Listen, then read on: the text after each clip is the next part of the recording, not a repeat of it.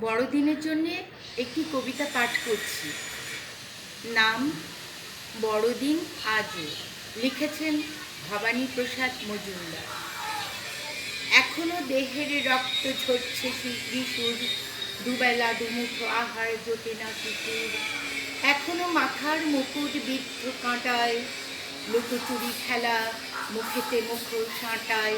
এখনো জুডাস নয় ভয়ে জড়সড়, বড়দিন আজও সত্যি বড়। এখনো জোসেফ ফুটপাতে ঘর বাঁধে, দুখুনি মা মেরি ইট পেতে খুঁত রাধে। এখনো শিশুরা পায় না শীতের চাদর, কাছে ডেকে কেউ করে না তাদের আদর।